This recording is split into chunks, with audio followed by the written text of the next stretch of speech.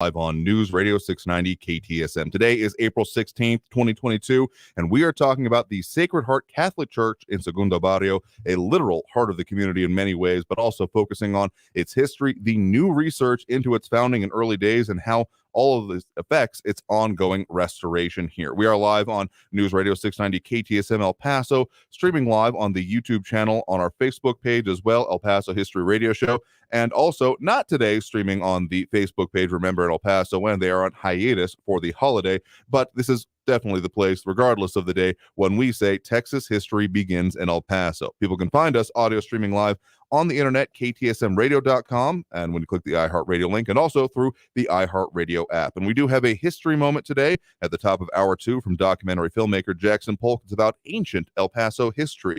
And of course, we're talking about Sacred Heart here today. So our guests today are Father Rafael Garcia, church pastor, and Max Grossman, co-chair of the Restore Sacred Heart Church. Thank you all very much for joining us here today. Great to be here. Thank you, Andrew. Absolutely, because this is an important subject and one that has been going constantly, even with all the other issues going on in the world here. But of course, even the history has been getting developed as well beyond just the restoration here. So for people who may not have been familiar with this subject here, I mean, Sacred Heart is, again, the name is very significant to what it means for the community here. So Father Garcia, for people who may not have ever visited the church here, I mean, I've never actually been in it myself, driven by, seen it, and talked about some of the efforts previously, but if much as you can, talk about what the significance and importance of this institution is to that community. Okay, well, thank you again for having us. Sacred Heart has history at many levels, not only architecturally, but also for church history and the history of the city.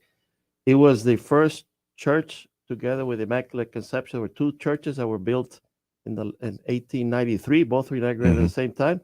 One was for the Anglo community. Sacred Heart was for the Mexican immigrant community, right next to the river and the Segundo Barrio. And so those are the two churches that began what we could say is the Diocese of El Paso, or became the Diocese of El Paso later on. And the diocese, of course, grew. So it's got this significance of being one of the two churches that started the Diocese of El Paso, the Catholic Diocese of El Paso. It's also we could say, the mother church for the Hispanic community here in El Paso. Of course, there's a whole history of the mission churches down in Socorro and so on. But as far as the city goes, it's the historical church for the immigrant community in El Paso, located in the historical neighborhood, now National Historic District of the Segundo Barrio. So it's got that significance. It's been an active church in 1893. Thousands of people have received sacraments there, been married there. It's ministered to the community of the Segundo Barrio, and outside of the barrio too. People come from all over the city. And at one point, during the Mexican persecution, people came from Juarez when the church was illegal in Mexico for several years. So it's got this wonderful history, and I'm glad that we can continue to serve the community and continue to write this history today. Absolutely, because that continuing of the history is very important. And again, you all are both, I mean, you're the pastor of the church, very important here, but also, again, the co-chair of the Restored Sacred Heart Church that you, again, Dr. Grossman, are a co-chair with. And that current effort is very important to, well, it came to my attention several years ago that some of the things were falling apart, that some of the literal statues were being held together by essentially metal wires. And that was kind of the level of need of restoration for part of this church and getting it there. So for those who aren't familiar with the restoration efforts, what has been progressing there? Well, Father Garcia and I co-chair the effort to restore Sacred Heart Church. And we invite your viewers to go to restoresacredheartchurch.org to learn about our organization and what we're doing, and perhaps to donate to our effort. It's a $3 million project to restore just the sanctuary, just the church itself. And we hope eventually we'll also restore the adjoining old school and Jesuit residence. But for right now, we're focusing on the church. There are 28 of us. We have an executive committee of 7 people and an advisory council of another 23 people, all professionals volunteering for this very worthy project. And we got started in November 2020. So it's been a little over 1 year. And we've already raised around $450,000 to $500,000 through grants and through a couple hundred local donations. So we've gotten off to a very good start. We've got great grant writers, great attorney, great people involved in the effort. But it's going to be very challenging in a neighborhood that does not have many resources or much money. And we're going to have to rely heavily on the general public and hopefully on people who have a heartfelt connection to the church, whose grandparents were educated in the school or who've celebrated sacraments there, Mass. People have gone there for funerals, baptisms, marriages. It is such a core, iconic building in the community, and it will be the first fully restored major building in the just established Segundo Barrio National Register Historic District, which came online on November 3rd. Right. This is a district that has 685 National Register buildings now. It's really quite an achievement. Absolutely here, and just make sure you're getting right up on that microphone there, get a little bit closer to it if you can here, because I mean, yeah, there's a lot of connection that is had with this church here, and among other things, these restoration efforts, I mean, getting it right is important here. It's not so much just necessarily, you know, putting pieces back together, but also further understanding, you know, the purpose of the building, where it came from, and so that's something that you've actually been doing some recent research on, going literally halfway around the world in order to, you know, find out the details of, right? That's right. And we've conducted a lot of research locally. Dr. Miguel Juarez is on our advisory council and has put together some students to engage in primary research with some funding from the College of Liberal Arts at UTEP. I've done quite a bit of research. I know Father Garcia has dipped into the records available to him. But the building went up in 1893 and then was expanded in 1923. In fact, the current English Gothic aspect of the building dates to 1923, but we've been looking for the architectural plans, Andrew. The plans would aid us in restoring the building. And so we've been following a trail of documents through the administrative levels of the Jesuit Order. And the main Jesuit archive in America is in St. Louis, and we've been talking to the main archivist there. And basically, I learned that there was a high possibility that there might be key documents in Rome at the Vatican, at the Archivum Societatis Jesu Romanum, which is the Jesuit Archive of Rome. And it's right next to St. Peter's Square in the Vatican. The archive goes all the way back to 1540, which is when the Jesuit Order was established by the papacy. It's a 500-year-old archive, and it contains all of the documents of all of the Jesuit provinces in all of the world. And as you know, the Jesuits are everywhere. Japan, the Americas. They've always reached out to the world to missionize, to spread knowledge, to help the poor. In any case, the Jesuits founded Sacred Heart Church and the Church of the Immaculate Conception, as Father Garcia just said. And they had a very organized administrative hierarchy. El Paso reported to Naples, Italy, originally. Wow. Where there was a regional head that had control over the southwestern United States among the provinces that Naples controlled. Then Naples reported to Rome. And so I made an appointment at the Archivum Societatis Jesu Romanum, the Jesuit archive in Rome. For March 14th, I had to produce letters of introduction, and I had to make an appointment far in advance. I had 6 hours on that day, March 14th, when I visited it, when I was in Rome recently. And within about a half hour, the archivist deposited in front of me a whole bunch of very old volumes. Right. And we actually have a couple of pictures of that here, both of the ones of your kind of introduction into that area here, taking a look at. I believe is that the basilica we're seeing in the background there? Yeah, that is a view from the entrance to the Jesuit archive. And you're looking at the entrance to St. Peter's Square there, designed by Gian Lorenzo Bernini in the 1660s. And beyond that, St. Peter's Basilica with the dome, designed by Michelangelo in 1546. And so it's a pretty inspiring view as you enter the archive on the left there. And the picture you're showing now is of one of the volumes that I'm reviewing. Interestingly, the archivist there insists that you use your hands without gloves. Really? Yeah, that's unusual. They feel that if you can feel the pages with your fingertips, you're less likely to damage them. Oh, so like if you're not having the little bit of loss of sensitivity that might come from wearing a glove or using some other device here. Because I mean, I'm sure there's like conservation concerns about skin oils and all that kind of thing here. But I mean, probably the physical damage is Well, I mean, these aren't the most ancient documents, but very old and important to this. So the actual physical damage probably seeming like it's paramount to them then. Exactly. In any case, I'm trained as a scholar. My Mhm. specialty is medieval and Renaissance Europe. I'm accustomed to working in archives and to handling precious documents and to dealing with archivists. But, I had never embarked on a project like this before, Right. to look for documents that regard El Paso, Texas in Rome. So incredibly, we found the mother lode. We Right. did not find architectural plans. We're still working on that. Okay. It's an ongoing process, but an incredible file was presented to me labeled Correspondence of Father Carlos Pinto. Father Carlo Pinto. Carlo Pinto is the Jesuit priest who founded Sacred Heart Church, the Church of the Immaculate Conception. He was an Italian from the area of Salerno, south of Naples in Italy.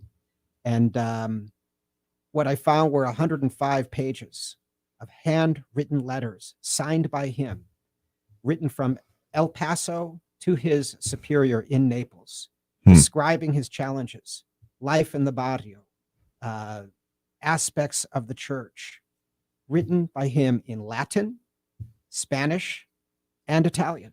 And he was conversant perfectly in all three languages. The man could speak Latin. I suspect also he spoke English. But of course, official correspondence at that time would be in Latin. That is still, the language of, well, technically Vatican City, and of course, all of the reaches that are, serviced by, well, the Catholic Church, among other things. Ever since St. Jerome translated the Bible into Latin in the early 5th century, it's been fundamental to the Catholic Church. But the thing is this is a needle in the haystack kind of discovery. Right. I never thought that we would find something like that. Key documents relating to the early history of the barrio. The barrio was established in 1885. July 1885 was one of the original 4 wards of El Paso. And Sacred Heart Church was built less than 10 years later, at a time when there was still no architecture, hardly any buildings. And in the Segundo barrio. There's a picture from of it here 1895. where you can see the church itself in the original format of it there. But I mean, literally bare ground surrounding it, except for some, like pretty newly looking laid out streets. That's Mesa Street in front of you. And we're looking east towards the original church, the original building before it was modified in 1923. It had an Italianate neoclassical facade. You can see that it's in the bed of where the Rio Grande was before it moved further south. And there are no buildings there. There are no cales. There are no adobe buildings yet. All of that is under construction, and the barrio is rapidly becoming populated with Mexican immigrants. But Father Garcia knows a lot more about Father Pinto. And tell you what, we have to get into that more here after this break. You're due for our first break of the hour right now. Again, joining us here in the studio right now are Father Rafael Garcia, church pastor, and Dr. Max Grossman, co-chair of the Restored Sacred Heart Church. And again, that website, if people want to find out information. RestoreSacredHeartChurch.org to learn about us and to donate to our cause.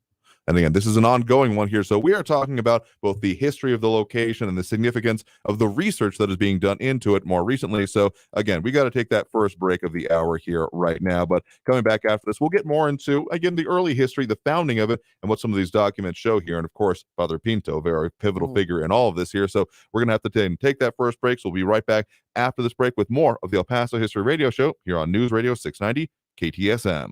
Pepe's New Mexican Restaurant and Cantina serves the old Griggs Mexican food recipes in a new location at 6761 Doniphan Drive. Enjoy great New Mexican food with cold beer and the Juan and only margarita from the cantina. The managers and cooks from the original Griggs restaurant serve tacos, combination plates, and sopapillas. Get the best Mexican food in the valley at Pepe's New Mexican Restaurant and Cantina, 6761 Doniphan, near Loop 375. Call 877-2152.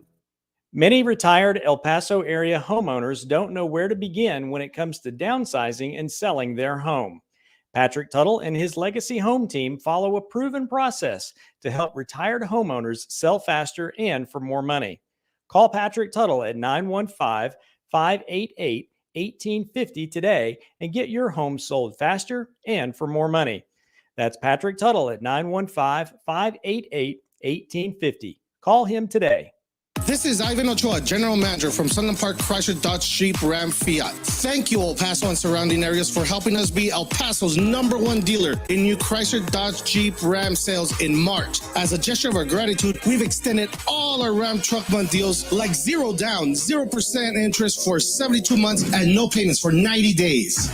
Buy now and save thousands on a huge inventory of new and certified pre-owned vehicles. 2022 Ram trucks with 0 APR for 72 months. All new 2022 Jeep Wagoneer, full-size SUV with third row seating. 0 APR for 72 months. 0 payments for 90 days. We've partnered with even more aggressive lenders with great rates and terms, even if your credit is less than perfect. And we want your trade, even if you owe thousands more than it's worth. All military personnel and all first responders receive an additional discount. Thank you for your service. Sunland Park Chrysler, Dodge, Jeep, Ram, Fiat. Where buying a car is fun. At I-10 at Sunland Park Drive or online at sunlandparkdodge.com. Estamos en tu esquina El Paso Strong. Includes factory rebate and dealer discount plus TTNL. 0 APRs, $13.89 per thousand finance. Also like vehicles with approved credit. Offers not combined. Talk El Paso, weekdays at 4 on News Radio 690 KTSM, breaking down the impact of the news on the borderland and beyond. Brought to you in part by Mission Del Rey Southwest, souvenirs, gifts, and decor. That's Talk El Paso, Monday through Friday, 4 to 6 p.m., right here on News Radio 690 KTSM. Susan, I'm sorry I'm late. Traffic is terrible. It sure is. But on top of that, gas prices have been skyrocketing. I can't believe how expensive gas has gotten recently. Prices at the pump are up, but I never pay full price for gas anymore. I just use the free Get Upside Gas app that pays you cash back for every gallon of gas you buy. Wait a minute. Are you saying you actually get paid cash when you buy gas with the Get Upside app? Yes, up to 25 cents a gallon cash back every time I buy gas. And does that actually add up to anything? I'll make $200 to $300 this year. Wow, that's serious extra cash. I'm downloading the free Get Upside app now. Download the free Get Upside app now in the App Store or Google Play to save up to 25 cents a gallon when you buy gas. Use promo code GALLON for a 25 cents a gallon bonus on your first tank. That's up to 50 cents a gallon on your first fill up. You can cash out anytime to your bank account, PayPal, or any gift card for Amazon and other brands. Just download the free Get Upside app and use promo code GALLON for up to 50 cents a gallon cash back on your first tank. That's code GALLON. Always just minutes away from the latest news around town and around the world. It's important to know what's going on, especially around the world. News Radio 690 KTSM. News Radio 690 KTSM El Paso.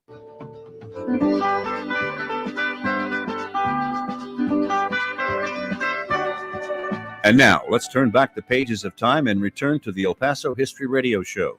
Brought to you by Patrick Tuttle, Coldwell Banker Heritage Real Estate, 915-588-1850. Pepe's New Mexican Restaurant, 6761 Donovan Drive. By M1 EP Management Corporation, 915-592-4549. By Mission Del Rey Southwest, 1421 Lee Trevino, with El Paso souvenirs, decor, and gift shopping. Here again, El Paso History with Andrew J. Polk. Welcome back here to the El Paso History Radio Show, airing here on News Radio 690 KTSM. We are the El Paso History Radio Show on Facebook. You can go there for our weekly promo announcements on the topics of the program each week. We also have, the TV channel essentially over on the YouTube page, which we both live stream this and have some videos from back a couple of decades, actually, on the El Paso History TV YouTube page. The El Paso Gold DVDs from Capstone Productions, again, more than 20 years, now free online over there. Also, the more recent 20 segments produced for ABC7 from the El Paso History TV series are over there. And also a reminder to support some of our advertisers. Pepe's restaurant in Canyotio is not open today, actually. This would usually be the point in the show where I'd ask our guests if they would want to go out with us to a Pepe's today, but they are closed in deference to the holiday here. So I actually had them yesterday. We ordered ahead of them being, closed today here. So don't go there today, but call them pretty much any other day of the week here by calling 915-877-2152 or find them at 6761 Donovan Drive, home of the one and only margarita here. So again, joined in studio here by Father Rafael Garcia and Dr. Max Grossman, the pastor and co-chair respectively of Restore Sacred Heart. And we got some memories coming in over on the social media that I want to mention here. Again, we like doing it over on the, various pages we're on because of the way people can comment about it here. A lot of people chiming in with us this morning. Monica Cervantes, Maria Barragan, Flauca Jimenez, Angie Salazar, chiming in from all the ways from Las Cruces, West Valley City, Utah, Pueblo, Colorado, And of course, some others here chiming in from the El Paso area, including the Remember in El Paso when page. But a couple of memories coming in. Taylor Michelle saying that my grandmother was baptized at Sacred Heart Church on March 17th, 1901. Reverend E. Barry, S.J., was the officiant in that one here. And Bill Addington commenting that my great friend and longtime environmental activist, Ed Patricus, longtime resident of Sunset Heights, passed and had his funeral 3 months ago at Sacred Heart Church. His wife Amelia is an active and longtime member of Sacred Heart here. And that just kind of is, in its own way, emblematic of, well, the impact and importance of the church to the community here and why, this restoration effort is so important here. So, Father Garcia, we were talking a little bit before the break about the history and founding of it, but there's also, the way it came about to be. This is, to my understanding, I thought it was one of, but you corrected me, this is the remaining Jesuit-founded church here in Texas, right? That is correct. When Father Pinto came in 1892, he first built the first floor of Sacred Heart School, and then the church and Immaculate Conception as well, 1893. But then the area began to grow with other churches like St. Ignatius, Guardian Angel, Holy Family. Each of them also had a school. So Father Pinto must have been an amazing man, an amazing builder. He came from Pueblo, Colorado, where he built there several churches and schools. And he was a great builder here. He was actually, for a while, even pastor in Juarez, so the cathedral in Juarez. So he was actually working on both sides of the river. He was really an amazing man. And so the church really began to grow. That's how the Catholic Church really grew in El Paso, because of the work of Father Pinto. So yes, so he began the first churches of El Paso, correct. And then just the way that the Jesuit order went about doing these things. It was kind of mentioned about Max, as you mentioned, that it was, very, missionary efforts, outreach, but it was almost this kind of particular, well, kind of fervor behind it. The idea of getting out and not just necessarily being focused on, the liturgical implications and the actual conversions, but really being kind of activist in a way, being involved in communities and getting people and really focused on kind of the needs in the communities. So just kind of a different way than if you only think about, essentially missionary efforts as kind of one, monolithic thing. You'd really be missing on kind of the specificity of how the Jesuits went about it, right? Yeah, I think even today, we as Jesuits are known, and it's not only us, but it's really the way the Catholic Church looks at it. Faith is connected with justice. So you can't just have religious services without a connection to the community and the needs of our brothers and sisters. So yes, so the mission is very much a part of our charisma, or part of our spirituality. And just one thing back to the church in Texas, we had several parishes here in Texas, and except with the shortage of priests and there's less vocations, Sacred Heart is now the only Catholic church, Jesuit Catholic church in Texas. We had several before through Houston and San Antonio, Dallas, but we're the only ones left. But yeah, I think that the importance of our faith connected with works of justice and of uplifting the community, because we are human beings, we're not angels. So we have to go beyond the spiritual and say people have human needs, psychological needs, physical needs, and we as Catholic Christians should look at that and address that and help our people in a more comprehensive way. And again, that can be seen both in the history of the church and again of the way it has been built up in our community, the way it has been very much and kind of important, again, center of it. We've got some pictures of it throughout the history here, including being a gathering point amongst other things for the people here. So in doing the restoration work then, Max, how important is kind of the recognition of this history and, well, the usefulness that it's been to, the average person, within El Paso and specifically Segundo Barrio throughout this? Yeah, this is a very significant project. We're talking about a load-bearing brick building that has a lot of damage in the brickwork. It doesn't have forced air. It's got an old evaporative cooling system, which is inadequate, restrooms that are too small, plumbing problems.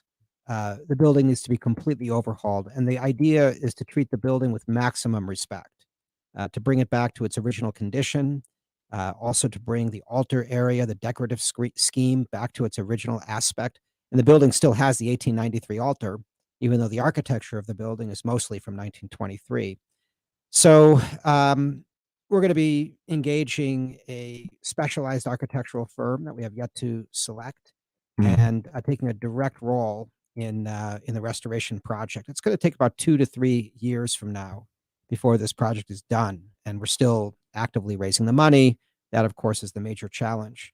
But coming back to what you were saying earlier, I'll give you a concrete example of what Father Garcia was saying of how the Jesuits got involved directly in the community. Mhm. One of the documents that came to us was written by a Father Cordova who worked with Father Pinto, and he describes the flood of 1897 in a document we discovered. The flood of 1897 put the whole Segundo Barrio 2 to 5 feet underwater, and the church was 2 feet underwater, and hundreds of El Pasoans were displaced. And the father, writing to Naples, explains, well, the federal government gave $15,000 to help the poor here, but we only got $1,400 of it. And the feds entrusted the Jesuits with distributing the money to the poor. The Jesuits were actively complaining to the federal government and the local authorities, getting involved in politics. Please, we need more money for the poor. They're homeless. They're suffering. Disease is spreading. There's hunger. And so to see the Jesuits get actively, directly involved in this humanitarian disaster in El Paso in 1897, an unprecedented flood, that gives you a good example of what the Jesuits were about here. Again, so wrapped up in the history of the building and, again, its significance to the community here. We got to take that next break right now, but kind of an important related question here. Taylor and Michelle asking, where for the restoration, in this case, do we send money? And again, that website where people can find out everything about the restoration effort, Max? RestoreSacredHeartChurch.org. RestoreSacredHeartChurch.org. Just click donate, and there are many ways to donate, and we would be gratified if you would consider supporting our cause. Absolutely here. So we got to take, again, that next break right now. But coming back after this bottom of the hour news break, we'll talk more about the history of the building and, again, these documents that are the research that you're doing at the Vatican and what they show about the early history, the founding, the changes, and trials and tribulations and triumphs of the early church here in El Paso. So back after this break with more of the El Paso History Radio Show here on News Radio 690 KTSM. M1 EP Management Corporation is proud to sponsor the El Paso History Show. If you're tired of the ups and downs of the stock market, invest in real estate. M1 EP manages apartments in El Paso and helps investors buy, hold, and sell property. See the website, m1ep.com. M1ep.com. To learn more about the many benefits and long-term appreciation of investing in real estate, call 915-592-4549. 915-592-4549. El Paso History TV is now available for free on YouTube.com. Take a look at recent ABC 7 news reports by Bernie Sargent on El Paso History TV about Waco tanks, the Franklin Mountains, Concordia Cemetery, and more. The YouTube channel also has more than 100 videos about El Paso history with lectures, documentaries, and various history clips. Go to youtube.com/El Paso History TV and find out how Texas history begins in El Paso. Do you have unfiled tax returns or owe the IRS or state more than $10,000? If you don't take action now, your tax problem is going to get worse, much worse. Seizure of property, bank levies, wage garnishments, and potential criminal prosecution. And if you owe the IRS back payroll taxes, chances are you will be visited at your home or business by an IRS agent. Don't become paralyzed by fear. Take action now. Call the experts at U.S. Tax Shield for help. Our team of experienced tax attorneys can get you protected, stop collections, and negotiate a permanent settlement with the IRS and state, potentially saving you thousands of dollars. At U.S. Tax Shield, our tax advisors will review your case for free, inform you of your rights, and give you a guaranteed quote. No games and no tricky upsells. That's why we have an A+ rating with the Better Business Bureau and thousands of satisfied clients. Put an end to your torment. Get protected. Get the shield. Call U.S. Tax Shield now. 800-735-8360. That's 800-735-8360. 800-735-8360. I am Eva Longoria, and I am so excited to share my new podcast with you. It's called Connections with me, Eva Longoria. What is the true meaning of connection? And how can true, authentic connection influence your life for the better? How should we connect with our partners, our kids, money, politics, food, jobs, news, spirituality? How can we connect better with ourselves? Listen to Connections with Eva Longoria on the iHeartRadio app or wherever you get your podcasts. We all reach tipping points in life. The weight of a low-paying job, unpaid bills, a new family. You can't keep going. That's where My Computer Career can help. In just months, not years, they can help you start a new life as an IT pro, even with no prior experience. Impossible? You learn online from home. And My Computer Career offers lifetime career services to help you find jobs with companies begging for IT pros. Go to mycomputercareer.edu and take the free career evaluation. It's not rocket science. It's mycomputercareer.edu. So the dream was to build your very own law practice. Be your own boss, call all the shots. But have things like billing, HR, timekeeping, and all the other management stuff turned your dream into a nightmare? Take charge of your practice with Lexicon. We're the intersection of practice management software and legal support services for your firm. You'll get more billable and livable hours back. Lexicon marks the spot for all your practice management needs. Visit lexiconservices.com/intersection to get the whole story or schedule a demo. The uh-ohs are out there. Scratches, dents, unexpected natural events. But with Mako and their magic, your car is no longer tragic. So when life throws you uh-ohs, just say, better get Mako. And go to Mako.com to book your appointment today. Uh-oh, Brad's buzzed. Oh, yeah? Yeah, he's starting with the woots. Good thing is, he knows when he's buzzed. Know your buzzed warning signs? Call for a ride when it's time to go home. Buzz driving is drunk driving. A message from NHTSA and the Ad Council. If you have a small business, Staples has your sign. Banners for my bakery? Staples has your sign. Oh, posters for my new pet store. Floor decals for a pharmacy. Every day, Staples associates help every kind of small business create bold signs to make big impressions. And now get $10 off custom signs, banners, and posters when you spend $50 or more. This is your sign, so print it big at Staples. Ends 5/28. Visit staplesconnect.com/thisisyoursign for details. It's prom season, and this week the free iHeartRadio app is getting you set for an epic night with our iHeartRadio prom playlist. Whether you're getting ready for your prom or looking to relive an unforgettable night from years ago, we've got the playlist to get you dancing and maybe even look up your crush on socials. Oh, he's married to who? Want to create your own? Create a playlist filled with the prom songs you want. Name it, save it, even share it with friends, all for free. Get started when you download the free iHeartRadio app. Discover music, radio, and podcasts you'll love. El Paso's News Radio, 690 KTSM.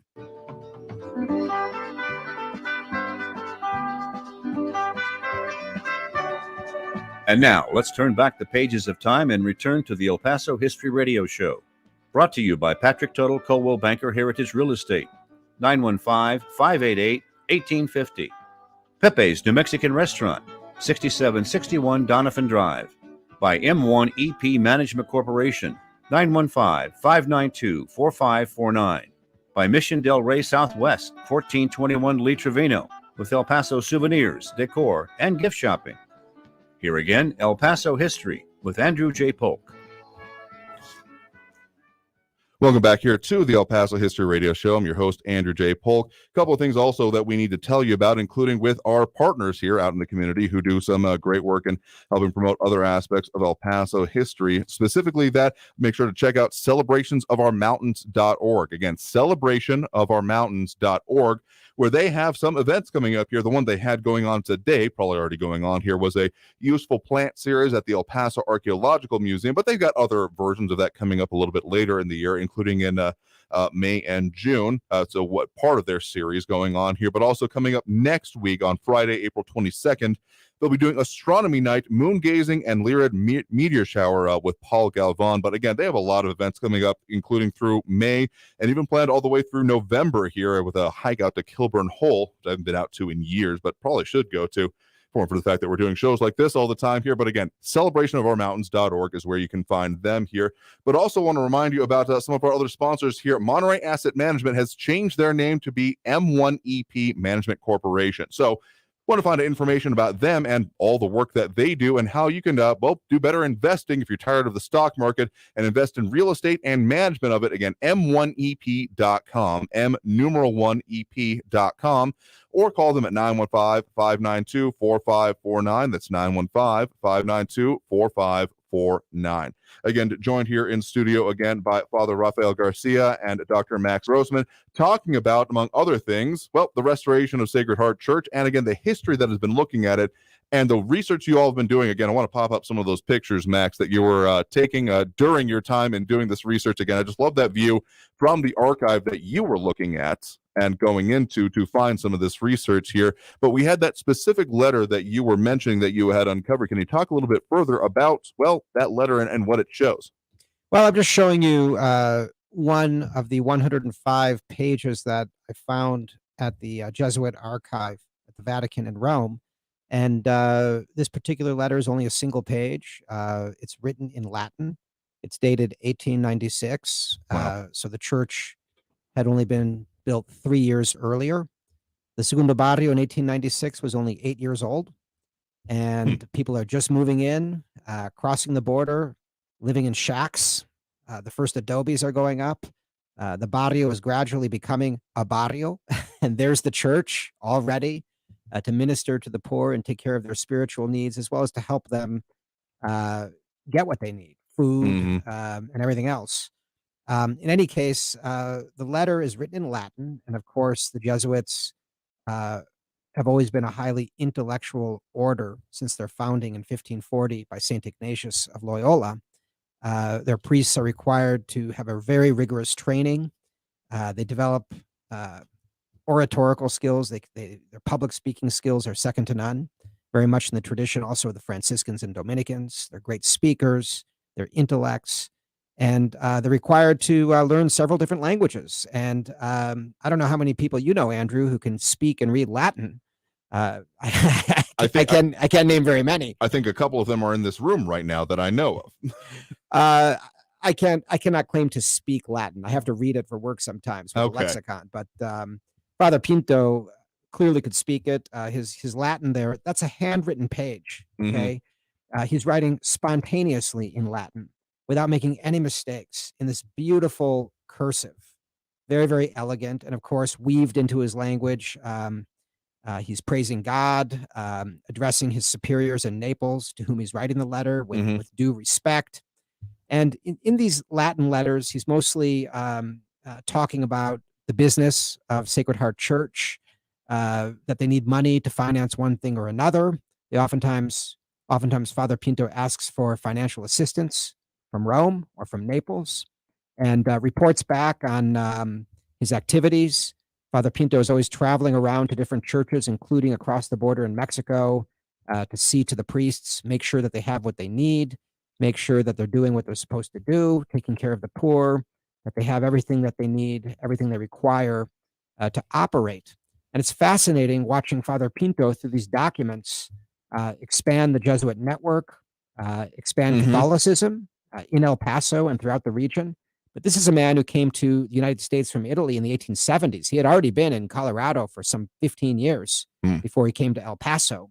And he travels all over the place. He's all around Colorado, northern New Mexico, Arizona, Texas, and Chihuahua State, all over the place, founding churches, operating them. He was a major figure, not only in El Paso history, but in Texas history and American history. And here we are, sitting on top of a treasure trove of documents, handwritten by him, where he describes life in El Paso to his superiors in Italy. We just add that what Max was just saying, that the Sacred Heart community, which is now the building to the left of the church or to the north of the church, was an important missionary center in this part of the world, because the building there to the left of the church, the Jesuit residence, was where the Jesuit priests that covered all this area. Right. So they were missionary, and they actually had horses, and they would go out on missionary trips, and they would go, into southern New Mexico, into West Texas, into like Silver City, down to Chihuahua, as Max was saying. And so the church was sustained in all this area. The Catholic Church was sustained because of the missionary Jesuits that lived here. So the building itself and that residence in itself has its own history, because it goes beyond our own church or even beyond El Paso. They were the missionary priests for all this area. I mean, yeah, then the fact that this is not just a a relic here. This is not just a restoring of a ruin. Essentially, I mean, this is still a living, breathing parish. I mean, I kind of feel like this is sometimes, a lot of times when we're talking about some of the historic religious institutions of the area, it often gets a lot thought of as a, well, it's not active, but all of them, I mean, the Mission Trail, Sacred Heart, all of these places still active. And I think that's an important part of when you recognize this is not just history, this is living history, because there is a direct line from what we're talking about, the founding of it, to the modern day. Yeah, Sacred Heart has been staffed by Jesuit priests since 1893 continuously. There were some short intervals when there were priests from Mexico, but it's basically been priests from the United States and from our present province. And so yes, it's a continuing mission.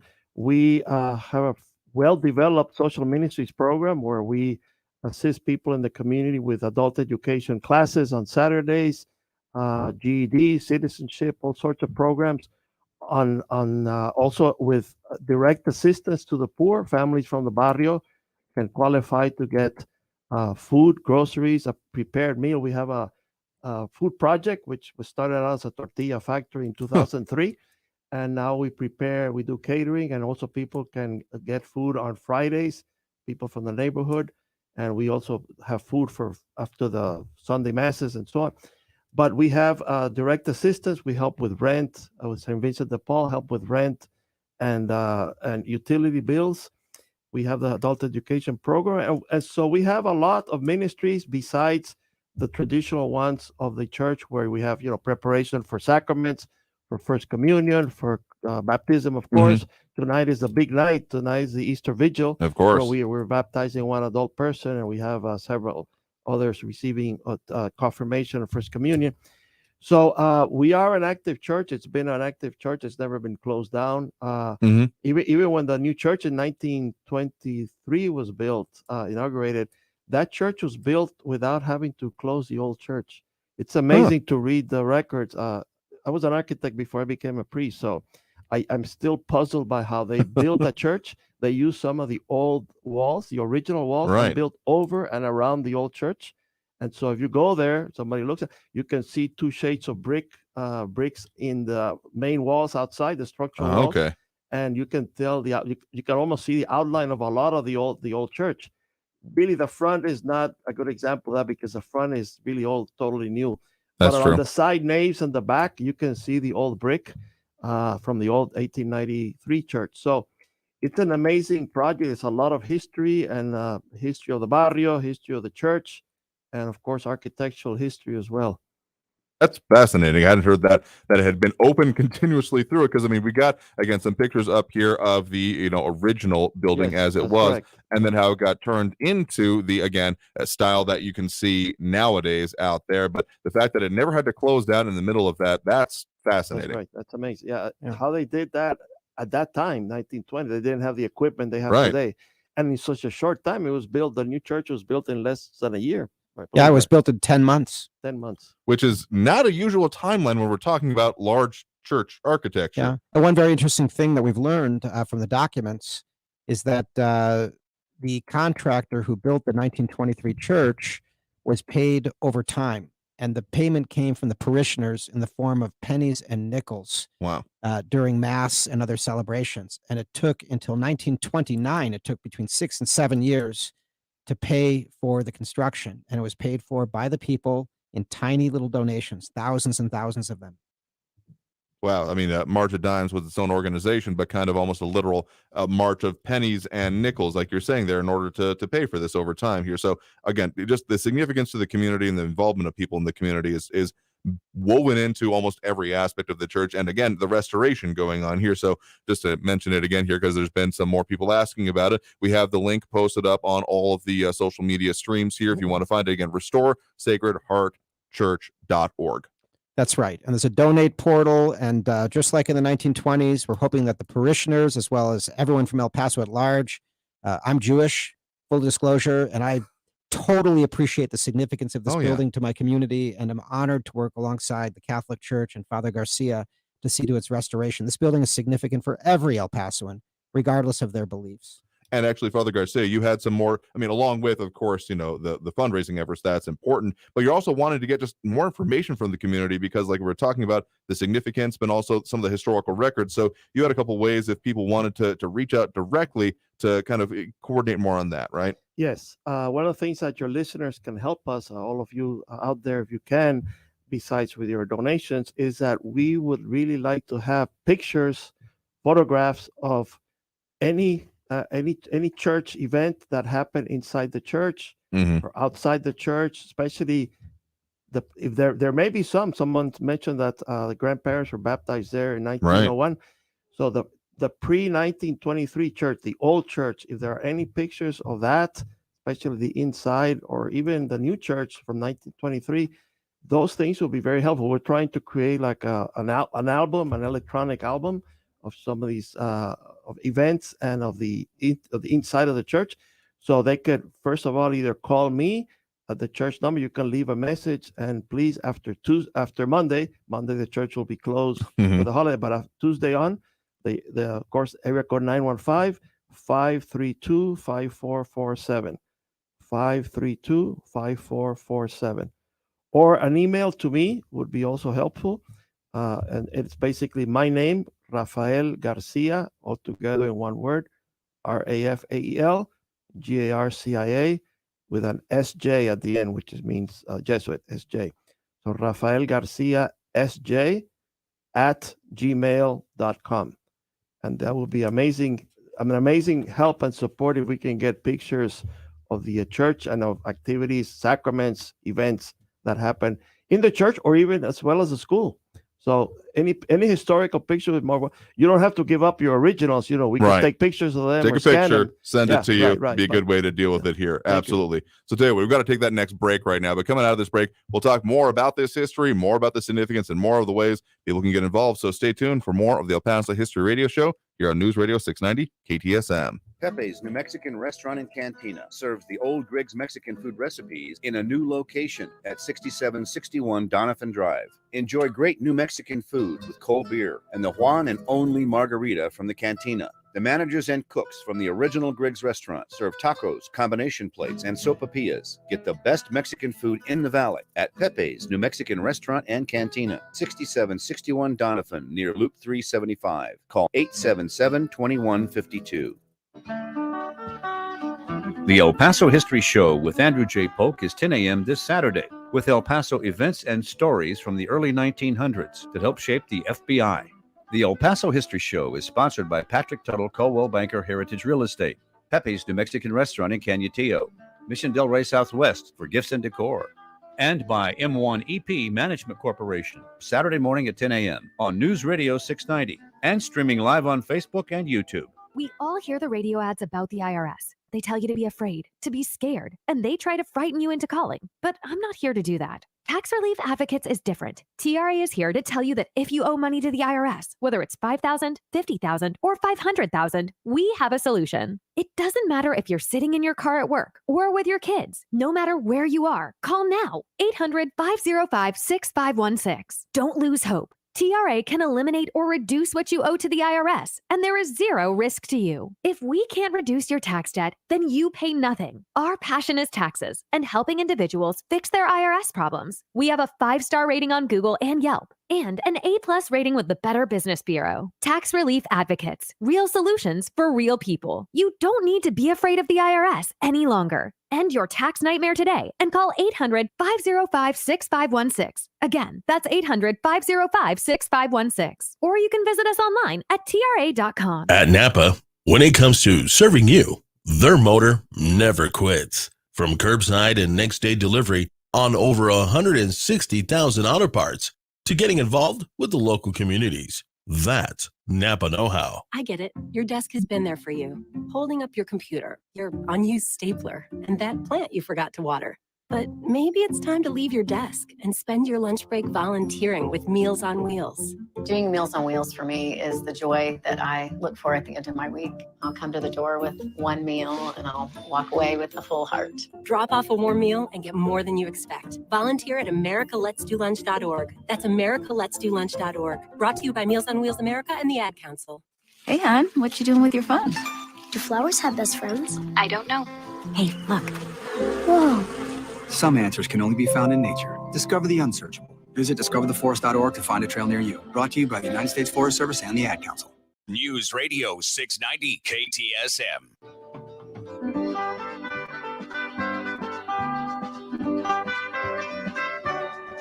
And now, let's turn back the pages of time and return to the El Paso History Radio Show.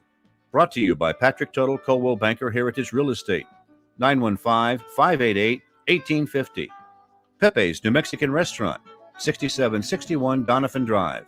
By M1 EP Management Corporation. 915-592-4549. By Mission Del Rey Southwest. 1421 Lee Trevino. With El Paso souvenirs, decor, and gift shopping. Here again, El Paso History with Andrew J. Polk. Rounding the bend on the end of this first hour here, but of course we'll be back with the next hour. We got a lot of great comments that are coming in over on the social media, including Michael Pata mentioning that his great aunt baptized at Sacred Heart on July 7th, 1895. And sharing some of the items over there on some of his web research. Doesn't have any pictures, unfortunately, though a picture from 1895 would be a little bit of a stretch here. Fantastic to have here, but understandable. Of course, some of our other partners here in promoting El Paso history, Rick Kern's music podcast, Talk and Rock Radio. Go to talkandrockradio.com. And also some of our sponsors here, call 588-1850 for Patrick Tuttle, Coldwell Banker Heritage Real Estate. Patrick is an excellent realtor, has helped out my family a lot, so you can go to him for El Paso homes for sale or rent. Again, 915-588-1850 here. So again, joined in studio again, as we have been throughout this entire program, by Father Rafael Garcia and Dr. Max Grossman, both the head of the church here in the area, and of course the co-chair of the Restore Sacred Heart Committee. So again, that website for people to find that, restoresacredheartchurch.org. And Father Garcia, just one more time, if people have any documents or things that they want to contribute, where is that way they can submit that to you? Yes, okay. One of two ways. First would be via email, if they could send an attachment, or just send me an email and I can contact them. It'd be my name, Rafael Garcia, Rafael Garcia, SJ with an SJ at the end, all together, no dots or anything, at gmail.com. Rafael Garcia SJ at gmail.com, or the church's number. And if you leave a message, please do it. This is Ivan Ochoa, General Manager from Sunland Park, Chrysler, Dodge, Jeep, Ram, Fiat. Talk El Paso, weekdays at 4 on News Radio. Sorry, things don't always go according to plan here. So one more time, that phone number. Yeah, the phone number, area code 915-532-5447. Please call after Tuesday because we're closed through Monday, and just leave a message or speak to the secretary. I'll be happy to speak with any of you. So those are the contact ways: phone number or email. Absolutely, sure. So that's going to take us through this next hour here. There's the music that was supposed to be playing. So we'll get back to here, talk more about what we're talking about with this history and again the restoration efforts. So stay tuned for more of the El Paso History Radio Show here on News Radio 690 KTSM. Back after this break.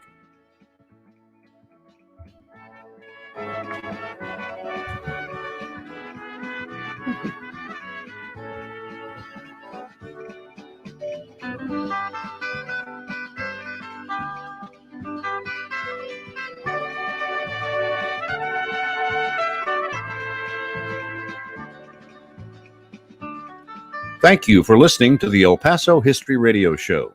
There's another hour to go, so please stay tuned. This hour is brought to you by Pepe's New Mexican Restaurant, home of the Juan and only Margarita. By Patrick Tuttle, Coldwell Banker Heritage Real Estate, 915-588-1850. By M1 EP Management Corporation, 915-592-4549. By Mission Del Rey Southwest, 1421 Lee Trevino, with El Paso souvenirs, decor, and gift shopping. We'll be right back after the news, right here on News Radio 690 KTSM El Paso. iHeartRadio Earth is here with little tips for a healthier planet.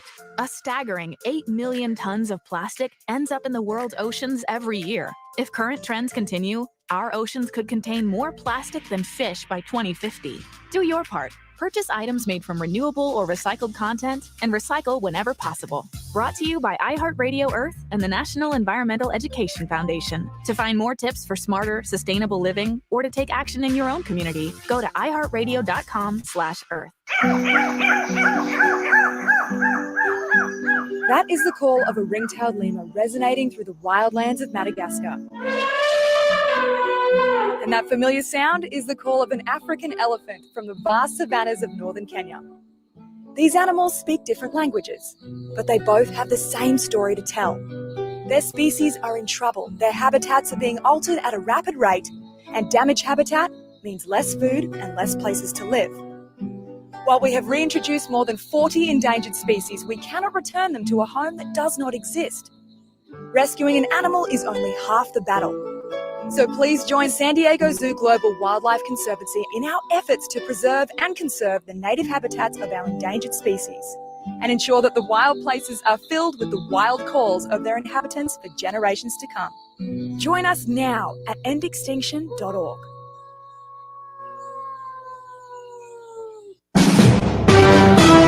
NBC News Radio, I'm Julie Ryan. Russian missiles hit the Ukrainian cities of Kyiv and Lviv overnight. The long-range attacks are believed to be in retaliation for the sinking of a Russian ship in the Black Sea. Vladimir Putin is responding to the humiliation his forces suffered out on the Black Sea with the sinking of the Moskva. U.S. officials are now confirming that Ukrainian forces did indeed hit that ship with 2 Neptune missiles. That's correspondent Raf Sanchez.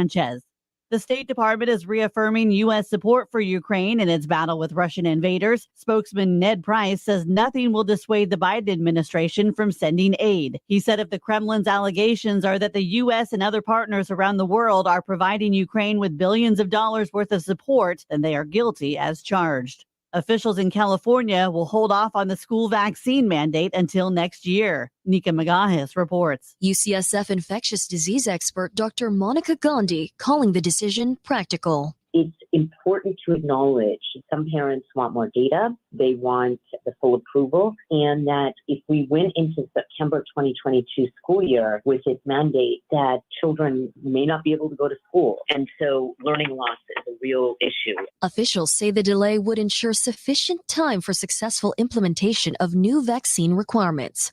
Governor Gavin Newsom estimated the mandate would take effect for the 2022 school year, but he's still waiting on FDA regulators to give the final approval of the vaccine for kids under 16. Texas Governor Greg Abbott is repealing his order requiring all commercial vehicles crossing into Texas from Mexico be inspected. The mandate caused major delays at the border for days. Abbott announced Friday that he had entered a security pact with the last of 4 Mexican states who promised they would do more on their side of the border to prevent trafficking. You're listening to the latest on NBC News Radio. From the KFOX 14 Severe Weather Center, this is Chief Meteorologist Sandra Diaz. Our holiday weekend is finally here, and it looks like we are on target for those winds and warm temperatures. Highs this weekend will climb well into the mid to upper 80s, with winds occasionally gusting 25 to 30 miles an hour. We are going to continue with more winds going into next week, and we will see the return of our first 90-degree day next week. Do you have unfiled tax returns or owe the IRS or state more than $10,000? If you don't take action now, your tax problem is going to get worse, much worse. Seizure of property, bank levies, wage garnishments, and potential criminal prosecution. And if you owe the IRS back payroll taxes, chances are you will be visited at your home or business by an IRS agent. Don't become paralyzed by fear. Take action now. Call the experts at U.S. Tax Shield for help. Our team of experienced tax attorneys can get you protected, stop collections, and negotiate a permanent settlement with the IRS and state, potentially saving you thousands of dollars. At U.S. Tax Shield, our tax advisors will review your case for free, inform you of your rights, and give you a guaranteed quote. No games and no tricky upsells. That's why we have an A+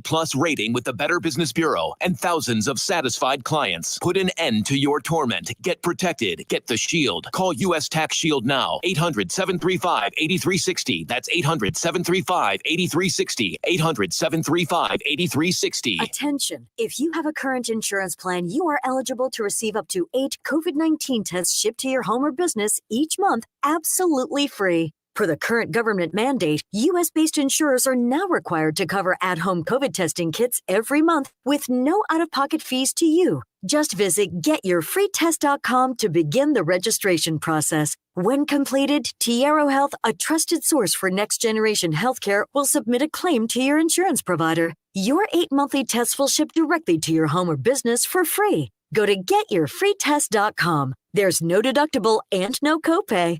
COVID-19 and its variants are still here, so give yourself peace of mind by registering you and your family for free time-sensitive tests today. Visit getyourfreetest.com to register from the comfort of your own home. That's getyourfreetest.com to receive 8 COVID-19 tests shipped to you at no cost. Just visit getyourfreetest.com. Titans go! When the Teen Titans go to the movies, they know the best way to travel is safely.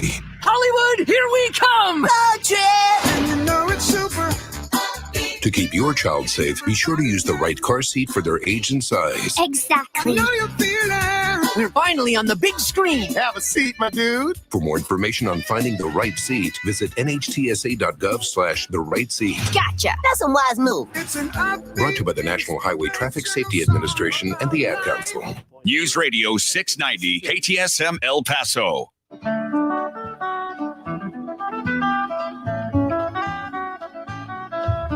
News Radio 690 KTSM presents the second hour of the El Paso History Radio Show with your host, Andrew J. Polk, streaming live at ktsmradio.com. Brought to you by Patrick Tuttle Coldwell Banker Heritage Real Estate, 915-588-1850. By Pepe's New Mexican Restaurant, home of the Juan and only Margarita.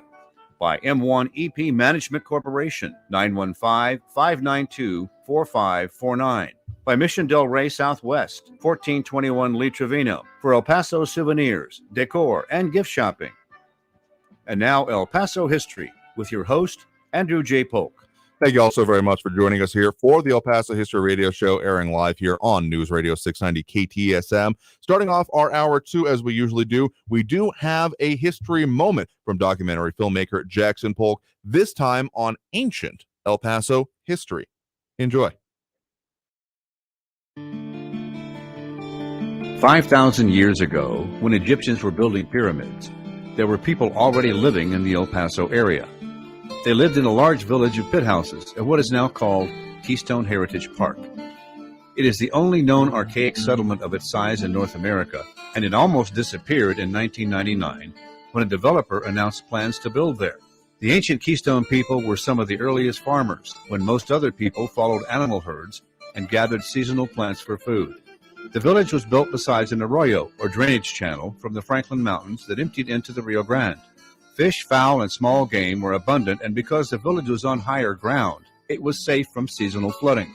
The Keystone site was discovered by the Army Corps of Engineers in the 1970s as they were preparing to construct a flood control dam. The plans were changed, and the dam was built around the ancient village site. Years went by, and the land was sold. Then in 1999, a group of El Pasoans united to save the archaic site from development by purchasing the property with donations and grants. Today, there is a desert botanical garden on the 50-acre site and plans for a visitor center to explain the history of Keystone. It will also provide a vantage point for bird watchers. Future archaeological work may help us understand how the first El Paso residents made their life here 5,000 years ago. You can visit El Paso's Keystone site at 4220 Donovan Drive on El Paso's west side. This is Jackson Polk with this history moment for the El Paso History Radio Show.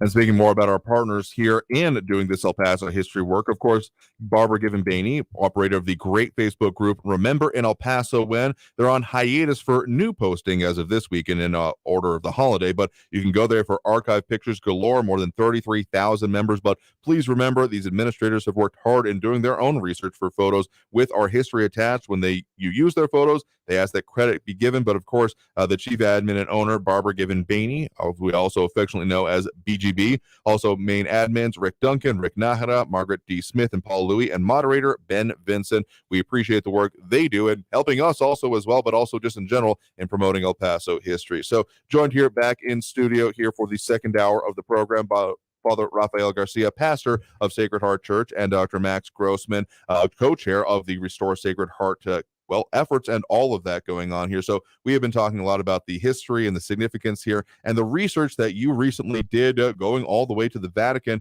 to the archives of the Jesuit Order in order to find some things about the early founding here. Now, the original reason you were doing that is trying to find some more of the, technical documents. What you did unearth was well, a treasure trove in its own way. Maybe not the most technically useful, but it just in fleshing out the early history of the church. I mean, you were telling me some stories about just the humanization of that period of the history, both of the church and of this region. Yeah, the cache of documents that I discovered there, mostly handwritten correspondence of Father Pinto, the founder of Sacred Heart Church and many other churches in our region. And he's writing to his superior in Naples, Italy, in Italian or in Latin or in Spanish, describing the community of the Segundo Barrio and the operations of Sacred Heart Church and other churches in the area. A lot of what we're reading here is incredibly colorful. This is an absolutely unique documentary source. I've checked around. There is no other source like it.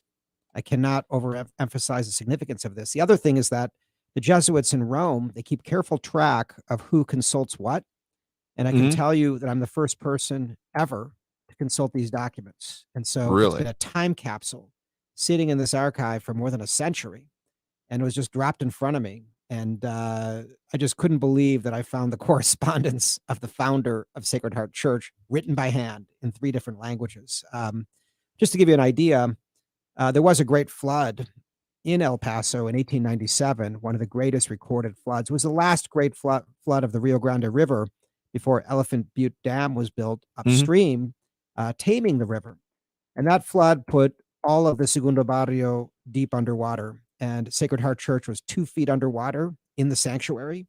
And there was some damage to the building and some of the artworks for sure. But one of the incredible documents we read is of a Father Cordova, a letter that he wrote to Naples again, this time in Italian. And Leggo Italiano senza problema. I can read Italian. I've studied it many years. So he describes what it was like to cross the river during the flood, which was something like half a mile wide of water. Wow. And he crossed on horse, and he gets halfway across the river, and he falls off his horse. His horse took fright, reared. He fell off his horse. He got one leg caught in a stirrup. He lost his hat and one shoe and was dragged by his horse across the rest of the river and came back to the other side covered in mud and thankful to God that his life was spared. And of course, he prayed to God for his salvation. And that's one document. Another interesting document, for example, describes the food in El Paso and Juarez. These are Italians. Okay? Right. They know what good food tastes like. And they're describing the beans, the tortillas, the peppers, and other fare that they eat, and that the very common people are making. They make them in the streets, on street corners. And they actually praise the food. They say it's very nutritious. They love the smell of the tortillas cooking all day long. The smells wafting through the neighborhood of the Segundo Barrio. They describe the different produce, the different ingredients that were available for cooking. And they also describe the peppers. And they say that you got to be very careful of the peppers. Causes digestive issues for us Italians, he writes. But really, really colorful window into ordinary daily life in the barrio. And the other thing is, right now, the Segundo Barrio is characterized mostly by these brick tenement buildings, these so-called presidios where people live. Before the brick presidios, there were adobe presidios, which are mostly gone. One-story adobe buildings for housing working families. And before the adobe buildings, there were jacalas. In the 1890s, early 1900s, the jacalas were simple huts made of any materials you could find lying around, sheets of tin, pieces of driftwood, and a lot of families lived in those. And the 1897 flood destroyed all of those jacalas and created hundreds and hundreds of homeless. And these homeless were permitted to camp out on Rim Road, which was unoccupied. A little town developed there called Stormsville in honor of the 1897 flood, the storm that created the flood. And that town stood there until 1928. It stood there for decades and then was completely wiped out in a single stroke by the city authorities so that mansions could be built along Rim Road starting in 1928. So it's fascinating to read, the humble history of this barrio and to read about the immigrant experience and to read about struggling working class families and the agency of the Jesuits and the church in providing direct assistance to these people. And it's also humbling to think, as Father Garcia pointed out, that the church still does exactly the same thing today. It ministers to the spiritual needs of the neighborhood, but also feeds people, provides education and other essential services. I was going to say, I also wake up to nice aromas in my room because we have a block away. We have a place that's very well known for making pork rinds. Ah, okay. Chicharrones is very well known. And then there's also restaurants making menudo. So I think the barrios, I think it's typical of all barrios. You have that smell of the culture of people preparing food. And I remember when I was pastor the first time, I was pastor in Sacred Heart from 1994 to 2007. And then I left and came back. So at that time we had Rainbow Bakery down the street. They would bake bread. So there's all these smells of the barrio. I could see when Max mentioned this that I can identify with that, the smell of good food. So again, connecting the past history within the modern history there, the region there. So we were talking a little bit in the first hour about pictures, how people can submit things to you. You put out the phone number there. And again, RestoreSacredHeart.org is a very good, so RestoreSacredHeartChurch.org, let me get the full name in there, is a good resource to find general information about all the efforts that we're talking about here. But again, we were talking about pictures, and we had some people posting up here, Michael Pata talking about his great aunt, sorry, no pictures here, and it's not exactly your problem here, and some other people posting about their own parts of history there. But really the reason, and the importance of these ideas of pictures of it is because in this search for references and those architectural drawings that still hoping to find there, Max, I know, but the stories that inform the history of it, but references are very important. So even if someone has a random picture they may think that is very mundane, could actually be pretty significant to the restoration process, right? That's correct. First of all, we don't have really, except the main altar at the front of the church. Those are from the original 1893 church, as you can see in the picture there. But anything that's outside of that front wall, we don't have any pictures of the inside of the old church. So a picture that someone might have that might seem insignificant, maybe a procession coming down the aisle, if it's a wedding or something, would be good. And even of the new church, the current church, the 1923 church. So any picture that people think are they could share and that would show aspects of the building inside would be really wonderful. And as I said, also the school, if people have memorable pictures, or maybe when they went to school at Sacred Heart Church, Sacred Heart School, we could also use that. So please do contact us. And the numbers again are 915-532-5447, or by email is my name. It's my email, Rafael Garcia, RafaelGarcia SJ @gmail.com. So again, those are important things. And so Max, from a architectural perspective and then the restoration efforts, how important could be even a random picture of a corner that you don't necessarily have a reference for be towards the restoration efforts? Yeah, all this is critically important. The exterior of the church, we have a pretty good idea what that looks like, right? Because it's there.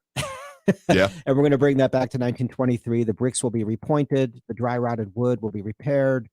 Everything will be structurally reinforced. We're going to bring it back to 1923. It's the interior, especially, that we need pictures of, because we're thinking of repainting the wall behind the altar, for example. It would be nice to know what that originally looked like, how the benches were arrayed inside the sanctuary. Maybe the original painting scheme was slightly different. We want to do this as accurately as possible, and so we need the public to contribute photographs. Any documentation would be most helpful. You'd think there'd be a lot of this locally available, but actually not. If you go to the local libraries and look for archival material on the church, it's pretty slim pickings, actually. The newspapers are our best local source. The newspapers, we can read a lot about the workings of the church, but any pictures are going to be fuzzy and not very helpful. So yeah, the general public. And again, anybody who wants to donate, they can go to www.RestoreSacredHeartChurch.org to donate to our cause, tax deductible, of course. And our committee of 28 professionals is not a 501c3 in itself, but it is a committee of the Diocese of El Paso. And our executive committee, that's me and Father Garcia, we're the co-chairs. Right. We also have Bishop Mark on our committee, as well as other key leaders within the local Catholic community. And then our advisory council is quite extensive. We've got, the head of the Southside Neighborhood Association. We've got a representative from Bowie High School. So we have members of the local community. We've got heads of organizations, the head of the County Historical Commission, the executive director of Preservation Texas in Austin, the historic preservation officer of the city. We've got Commissioner David Stout of Precinct 2. We've got City Rep Claudia Lizette Rodriguez of City District 6. We have Stephanie Valle, who just joined us from KVIA, top-rated, very professional news anchor. We're glad to have her on board, and many, many others. And you can also see our membership, full transparency, on our webpage, www.restoresacredheartchurch.org, and make a donation if you wish. And all the funds are being handled by the Catholic Foundation, which is the diocese has this organization for, bequests and all kinds of other major donations. They're doing it at, of course, no charge to us, and they're keeping all the accounting. People will get acknowledgement letters. So it just that there is a responsible entity receiving the money, and so that would be just for the people to know, your listeners to know. Absolutely. It's not just a pile of money being kept behind the altar for right now. That's correct. That's correct. Being very professionally kept, a very important part of making sure it goes off right. But again, given the impact to the community, the amount of different swaths of people in the community involved in it, and the focus on this, I think that there's a lot riding on it's being done right, and a lot of people invest in it being done right. And again, that's some of the efforts that you all are working on, and again, doing this research on. So we got to take that next break, first break of this hour right now. But coming back out of this, we'll talk more about the history, more of that, and we will take a call or two here. We got a lot of good memories coming in on the comments over on the various social media pages, Facebook, YouTube, Twitter, and Twitch.tv. But if you want to call in, just the way we have to do it today, so if you're calling in, you might be put on a brief hold. You'll hear the show, but then we'll get with you in short order here. So that number to call is 915-544-5876, 915-544-KTSM. Back after this break with more of the El Paso History Radio Show here on News Radio 690 KTSM. Many retired El Paso area homeowners don't know where to begin when it comes to downsizing and selling their home. Patrick Tuttle and his Legacy Home team follow a proven process to help retired homeowners sell faster and for more money. Call Patrick Tuttle at 915-588-1850 today and get your home sold faster and for more money. That's Patrick Tuttle at 915-588-1850. Call him today. M1 EP Management Corporation is proud to sponsor the El Paso History Show. If you're tired of the ups and downs of the stock market, invest in real estate. M1 EP manages apartments in El Paso and helps investors buy, hold, and sell property. See the website, m1ep.com. M1ep.com. To learn more about the many benefits and long-term appreciation of investing in real estate, call 915-592-4549. 915-592-4549. This is Ivan Ochoa, General Manager from Sunland Park Chrysler Dodge Jeep Ram Fiat. Thank you, El Paso and surrounding areas, for helping us be El Paso's #1 dealer in new Chrysler Dodge Jeep Ram sales in March. As a gesture of our gratitude, we've extended all our Ram Truck Month deals, like 0 down, 0% interest for 72 months and no payments for 90 days. Buy now and save thousands on a huge inventory of new and certified pre-owned vehicles. 2022 Ram trucks with 0 APR for 72 months. All new 2022 Jeep Wagoneer full-size SUV with third-row seating. 0 APR for 72 months. 0 payments for 90 days. We've partnered with even more aggressive lenders with great rates and terms, even if your credit is less than perfect. And we want your trade, even if you owe thousands more than it's worth. All military personnel and all first responders receive an additional discount. Thank you for your service. Sunland Park Chrysler, Dodge, Jeep, Ram, Fiat. Where buying a car is fun. At I-10 at Sunland Park Drive or online at sunlandparkdodge.com. Estamos en tu esquina El Paso Strong. Includes factory rebate and dealer discount plus TTNL. 0 APR is $13.89 per thousand finance. Also like vehicles with approved credit. Offers not combined. Talk El Paso, weekdays at 4 on News Radio 690 KTSM, breaking down the impact of the news on the borderland and beyond. Brought to you in part by Mission Del Rey Southwest, souvenirs, gifts, and decor. That's Talk El Paso, Monday through Friday, 4 to 6 p.m., right here on News Radio 690 KTSM. We all reach tipping points in life. The weight of a low-paying job, unpaid bills, a new family. You can't keep going. That's where My Computer Career can help. In just months, not years, they can help you start a new life as an IT pro, even with no prior experience. Impossible? You learn online from home, and My Computer Career offers lifetime career services to help you find jobs with companies begging for IT pros. Go to mycomputercareer.edu and take the free career evaluation. It's not rocket science. It's mycomputercareer.edu. Spring cleaning can do wonders for your home. But updates can really take it to the next level. Renovations don't have to break the bank with Blinds.com. Blinds.com has the selection and expertise to help you customize your perfect window treatments. They even have outdoor shades for your deck or patio. And Blinds.com can connect you with expert design consultants and local pros for installation. Shop Blinds.com's outdoor event and save up to 45% site-wide through April 19th. Blinds.com. Rules and restrictions may apply. John, we can't keep putting this off. Okay, I'll clean the gutters. I'm talking about your dad. Well, what can we do? He wants to stay in his house. We can make his house safer. You know he's a proud guy. He's not going to take all our fussing lying down. That's the idea. For older people, falling and breaking a hip can be devastating. For easy ways to make home safer, visit orthoinfo.org/falls. A message from the American Academy of Orthopedic Surgeons and the Orthopedic Trauma Association. City streets or small towns, everyone deserves a clean, green community. We are Keep America Beautiful, the nonprofit working to end littering, improve recycling, and beautify communities. Let's do beautiful things. Visit KAB.org. El Paso's News Radio 690 KTSM.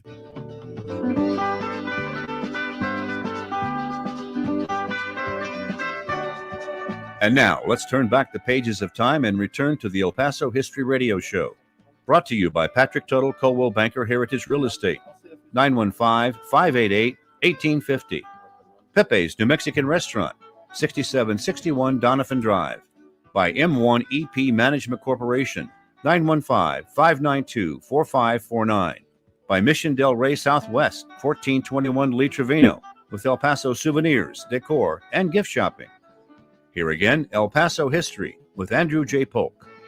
A couple more things to tell you about upcoming shows here as well. On our next show coming in here next week, we're going to be talking further with Harry von Feilich on the intelligence battle in the borderlands surrounding the Mexican Revolution and how that directly led to the birth of the modern FBI coming out of it here. So fascinating continuing our talks with him while he's in our region and taking advantage of his expertise in some of the lesser known aspects of El Paso history.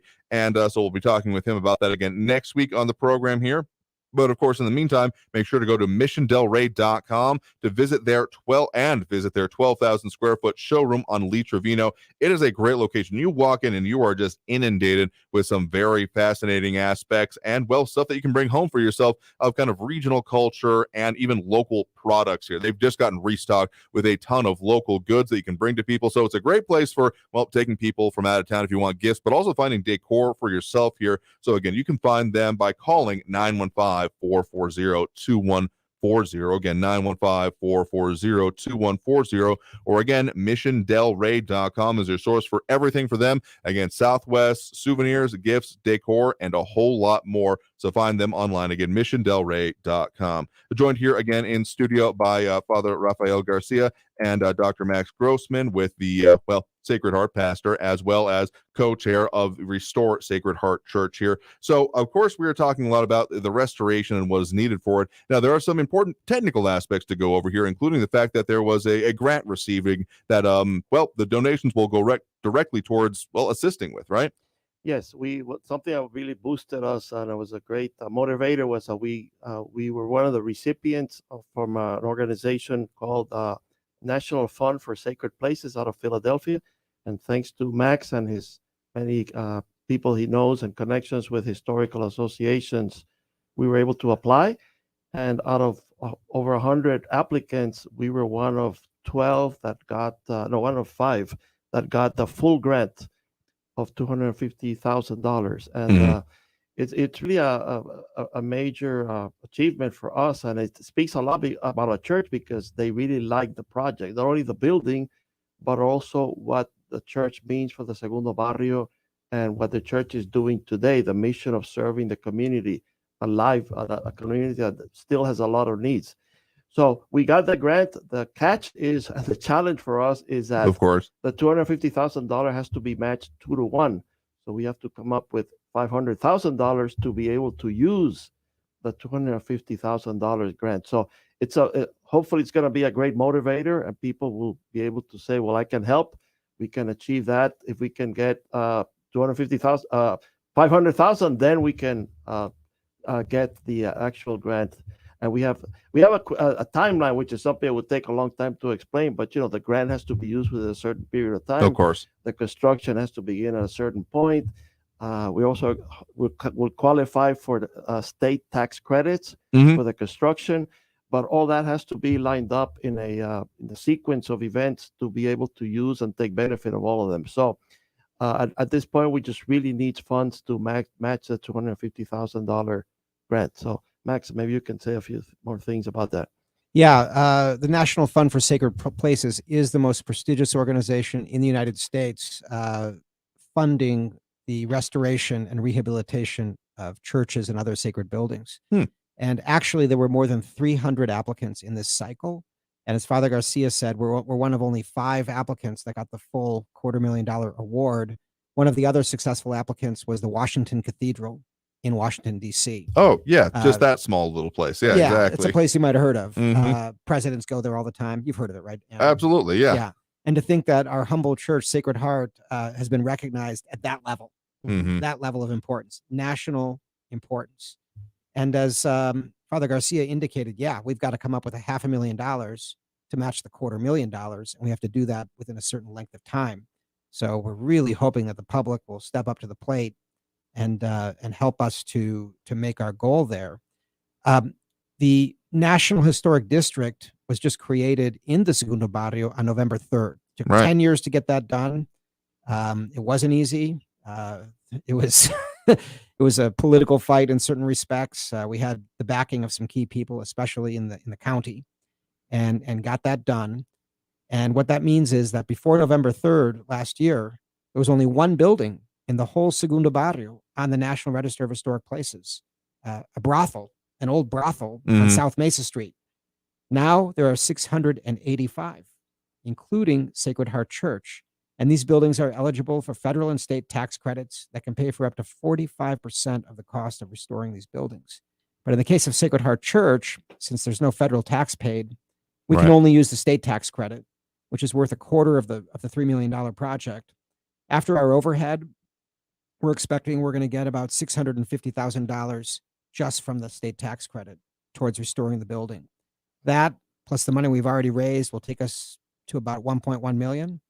So we've got about $1.9 million to go. Quite a challenge. We're working very, very hard on applying for other grants, but it's going to be the general public in particular that is going to make this happen. www.restoresacredheartchurch.org to make a donation. Absolutely here. So again, we got that posted up over on the social media. That's going to take us through our next break here right now. So coming out of this break, we'll talk a little bit more about, again, the research, the records, what's needed to then do the restoration. And then, of course, what's it going to need to actually physically do it here. So we're going to be back with more of the El Paso History Radio Show. And again, we will take a call or two if you want to. That number to call is 915-544-5876, 915-544 KTSM. Back after this break with more the El Paso History Radio Show here on News Radio 690 KTSM. El Paso History TV is now available for free on YouTube.com. Take a look at recent ABC7 news reports by Bernie Sargent on El Paso History TV about Waco tanks, the Franklin Mountains, Concordia Cemetery, and more. The YouTube channel also has more than 100 videos about El Paso history with lectures, documentaries, and various history clips. Go to youtube.com/El Paso History TV and find out how Texas history begins in El Paso. Pepe's New Mexican Restaurant and Cantina serves the old Griggs Mexican food recipes in a new location at 6761 Donovan Drive. Enjoy great New Mexican food with cold beer and the one and only margarita from the cantina. The managers and cooks from the original Griggs restaurant serve tacos, combination plates, and sopapillas. Get the best Mexican food in the valley at Pepe's New Mexican Restaurant and Cantina, 6761 Donovan, near Loop 375. Call 877-2152. Did you know that Casa Buick GMC has the Southwest's largest used truck inventory? I knew that. New GMC truck sales are super hot, and that makes for tons of great trade-ins. And that's why Casa Buick GMC is having a giant used truck clear-out. Trucks.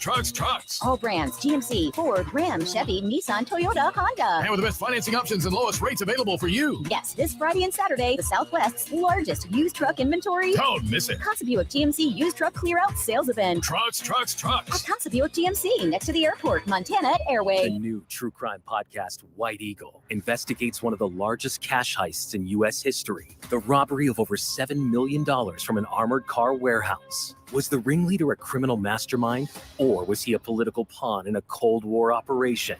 For some folks, they were boogeymen. They were, bandits hidden in the mountains and shadowy figures. For others, they were heroes. Listen to White Eagle on the iHeartRadio app or wherever you get your podcasts. Susan, I'm sorry I'm late. Traffic is terrible. It sure is. But on top of that, gas prices have been skyrocketing. I can't believe how expensive gas has gotten recently. Prices at the pump are up, but I never pay full price for gas anymore. I just use the free Get Upside Gas app that pays you cash back for every gallon of gas you buy. Wait a minute. Are you saying you actually get paid cash when you buy gas with the Get Upside app? Yes, up to 25 cents a gallon cash back every time I buy gas. And does that actually add up to anything? I'll make $200 to $300 this year. Wow, that's serious extra cash. I'm downloading the free Get Upside app now. Download the free Get Upside app now in the App Store or Google Play to save up to 25 cents a gallon when you buy gas. Use promo code GALLON for a 25 cents a gallon bonus on your first tank. That's up to 50 cents a gallon on your first fill up. You can cash out anytime to your bank account, PayPal, or any gift card for Amazon and other brands. Just download the free Get Upside app and use promo code GALLON for up to 50 cents a gallon cash back on your first tank. That's code GALLON. We all reach tipping points in life. The weight of a low-paying job, unpaid bills, a new family. You can't keep going. That's where My Computer Career can help. In just months, not years, they can help you start a new life as an IT pro, even with no prior experience. Impossible? You learn online from home, and My Computer Career offers lifetime career services to help you find jobs with companies begging for IT pros. Go to mycomputercareer.edu and take the free career evaluation. It's not rocket science. It's mycomputercareer.edu. So the dream was to build your very own law practice. Be your own boss, call all the shots. But have things like billing, HR, timekeeping, and all the other management stuff turned your dream into a nightmare? Take charge of your practice with Lexicon. We're the intersection of practice management software and legal support services for your firm. You'll get more billable and livable hours back. Lexicon marks the spot for all your practice management needs. Visit lexiconservices.com/intersection to get the whole story or schedule a demo. News Radio 690 KTSM.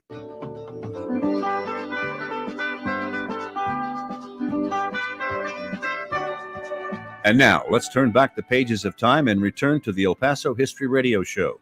Brought to you by Patrick Tuttle, Coldwell Banker Heritage Real Estate, 915-588-1850. Pepe's New Mexican Restaurant, 6761 Donovan Drive. By M1 EP Management Corporation, 915-592-4549. By Mission Del Rey Southwest, 1421 Lee Trevino, with El Paso souvenirs, decor, and gift shopping. Here again, El Paso History with Andrew J. Polk. Something else we need to tell you about coming up this week, only in El Paso, Inc. The UTEP Dinner Theater is going into the woods to honor a Broadway legend, and a truck operated by the Junior League is delivering mental health resources across El Paso. And El Paso's foreign trade zone is looking to expand as business booms in the special economic zone. El Paso's business journal, El Paso Inc., is available for home or business delivery. Find them online at elpasoinc.com. That's elpasoinc.com. So thank you to them. They help promote the show here as well, so we greatly appreciate those efforts and such here. But again, joined here in studio by Father Rafael Garcia and Dr. Max Grossman, both the co-chairs of the Restore Sacred Heart Church efforts here and all of that. And we've been talking a lot about the memories and significance to the community here. So we actually have a caller on the line here right now, wanting to share a little bit of that. We are joined now by Jose there. Jose, thanks for joining us. I hope the phone is working right. I stopped right here in Oro Grande. Ayer I was telling whoever answered the phone that I did my first Holy Communion there in around 1965. Mm-hmm. Oh, wow. Just last week, I was talking to a lady about the church, and we were talking about how we used to get our Eucharist. Yes. We used to kneel in front of the altar all the way around the church, the front of the altar. Right. And the priest would walk along and give us the Eucharist. That's yes. That's fantastic memory there. So thank you very much for sharing that with us, Jose. Yeah. I remember they would have weddings and baptisms, and we lived a block away. We would walk to the church every Sunday or Saturday whenever they had them. And after the baptism, the padrino would throw coins in the air. It would be called bolo. Right. That's a tradition. And then Yes. all the poor kids in the neighborhood would go gather and see if we could catch a penny or a dime or a nickel. That was great memories. No, and like your story, there are so many, and the church, the reason it has these very unusual sloping balconies is because so many people lived in the barrio, and the church would fill it. There was a capacity, I believe, close to 2,000 people could fit in the church if you occupied all the balconies. So, and I heard from the people in like the 60s and 50s, like our caller, that the church really did get full, and there were several masses on Sunday. So it was it was an amazing. I remember those. Mhm. If you got time for another memory about the Sure. school, the Sacred Heart Sure. School. Yes. After school, I went to AOI for a few years before we moved out of the Segundo Barrio. Right. And after school, we would go there, and they would always feed us. They would give us Kool-Aid and cookies, sometimes a sandwich, cookies and Kool-Aid, I guess, depending on the amount of money the church could spend. Right. And we were there every day after school. Wow. Well, thank you. Yeah. No, there's many stories like yours, and it's still happening today. Like I said earlier, we have 100 and some families coming every Friday. We have two groups of 100 each to come for despensas for food at Sacred Heart. So thank you for your support. Oh, and also, I would like to see if you guys can get an address to send money orders. Absolutely. Or a bank account for donations. Because I'm one of those people that just does cash. Sure. I pay my bills with money orders, and I'm an elderly guy. Sure thing. So where would be the right place to send that then, Father Garcia? You can just send it to our church, to Sacred Heart, which is 602 South Oregon Street. I know. With 7. And you can. Or I can drop by, right? Right. You can stop by. The office is open from 9 a.m. to 5 p.m. Monday through Friday. Tomorrow, Monday will be closed, but normally it's 9 to 5. You can bring it over. If you send a money order, just make it out to Sacred Heart Church and put down Restoration Fund, and we will certainly earmark it for that. So again, as of this Tuesday, because again we got the Easter weekend and aftermath going on, I do appreciate you being here in the midst of Easter weekend here, Father Garcia. By the way, a busy night tonight. Absolutely. So Jose, thank you very much for the memory there. Yeah. Hey, Andrew, I'm here in the midst of Passover. Just saying. Oh yeah, Passover as well here. So again, we got a lot of we have a lot of demands, ecumenically speaking here and religiously. So thank you both very much for being here to talk about this important institution here. So further on that, and again, thank you, Jose, for that. We have some comments coming in online. Bernie Surgeon asking, when are you bowling here today? Because I love your shirt there, Max.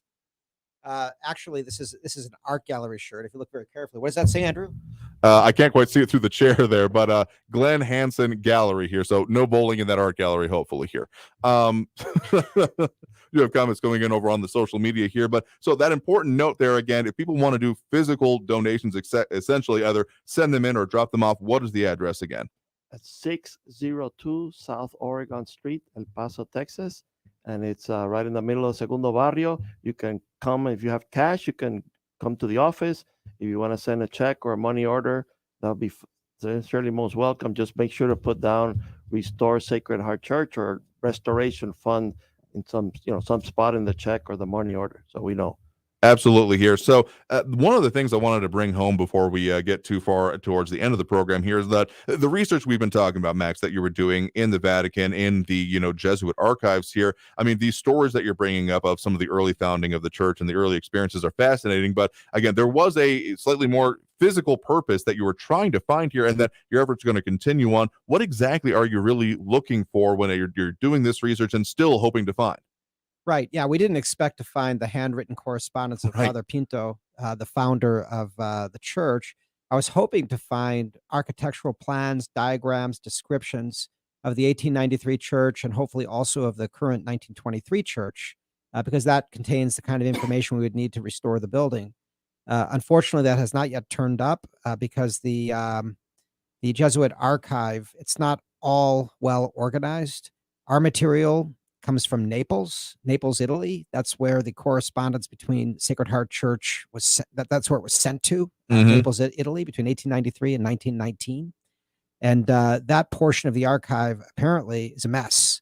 Oh boy. It's currently being organized. The books are in no particular order. There are thousands and thousands of volumes. And it's amazing. The priest I was working with in Rome, there at the archive, just reached into the pile and pulled out the volume that had Father Pinto's correspondence. The odds of that are infinitesimally small. It's almost as if there was some divine providence there.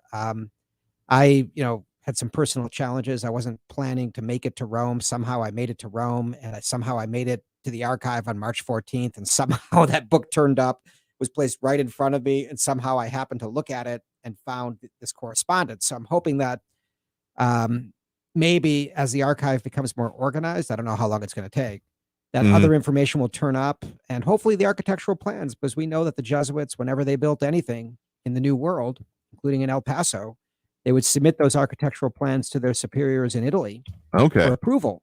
And I expect that they're there somewhere. And we don't have them here. We don't have any plans here from the original building. So we're really hoping, Andrew, that those turn up, God willing. So there might be subsequent trips needed for this. And something you want to say, Father Garcia? No, very briefly, because probably I should have said at the beginning, but when we're talking about the history of the Jesuits and the founding of the churches in El Paso, the first churches, there's another important chapter about the Jesuits in El Paso, which is we had a high school in the east side. Oh, absolutely. That closed down in 1972. So many of the professionals and people in El Paso and outside of El Paso were also a product of Jesuit education by the high school. So I'd like to also invite them. We have many alumni from Jesuit institutions in El Paso, universities, Loyola Chicago, Loyola Marymount, Fordham University.